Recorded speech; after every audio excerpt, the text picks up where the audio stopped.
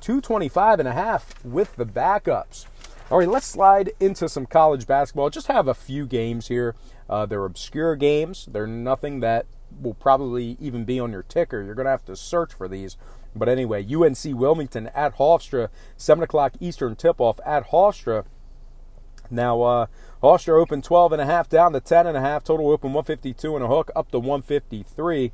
63% are leaning Hofstra, 72% shaded toward the over. And at the moment, UNC Wilmington is plus 510 for some money line cash. Now, Hofstra's 13-4 against the spread overall for the year. They're also covering 71% of their games when laying the points.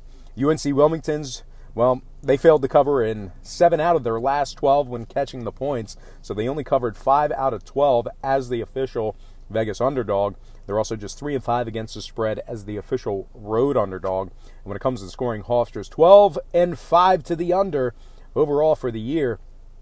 So with all that said and done, I'm going to purchase the half a point, slide it down, and take Hofstra laying the 10 and the under 153 in that one. All right, next game, Tennessee Martin at Eastern Kentucky, 7:30 tip-off at Eastern Kentucky. Now, Eastern is -6. Totals at 172.5. 65% are leaning Eastern Kentucky, 56% shaded toward the under. And at the moment, Tennessee Martin is plus 220. This is unbelievable, guys. Enough with the text messaging. All right, we silenced that. Anyway, at the moment, Tennessee Martin is plus 220 for some money line cash. Now, UTM is just 2-11 against the spread overall for the year. 0-5 ATS in their last 5 on the road. Tennessee Martin is giving up 85 points per contest away from home. Meanwhile, they're giving up 50% field goal percentage. That is worded horribly, Brock. Let's try that again.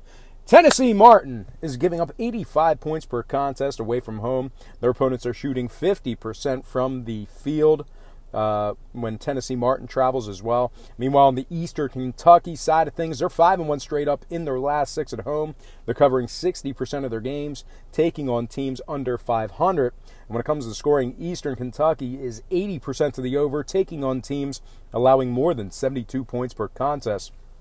So with all that said and done, another chalky lean in this one. Give me Eastern Kentucky -6 and the over 172.5 in that one. All right, next and final game for the college slate. It is going to be Texas San Antonio at Middle Tennessee State. 7:30 tip-off at MTSU. Now, Texas San Antonio opened 4, down to -3.5. Total open 139, up to 140. 57% are leaning toward Texas San Antonio. And at the moment, Middle Tennessee is plus 150 for some money line cash. Now, the Road Runners of UTSA, they're 10-3 against the spread overall in their qualifying games that were on the board. They're also 5-0 against the spread in their last 5 away from home. Now, the Middle Tennessee Blue Raiders are just 2-13 against the spread overall for the year. So out of their 15 qualifying games on the board, they covered just 2 of them. Their offense is putting up just 66 points per contest on their home court, which ranks 255th in college basketball.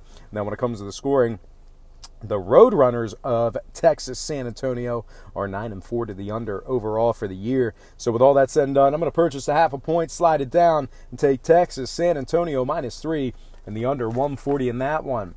All right, we're going to slide into some NHL. I just have 3 games for you. Even though we have a big slate, I'm only trying out 3 games here, so let's get started. St. Louis at Boston, 7 o'clock puck drop in Beantown. The Bruins open 180.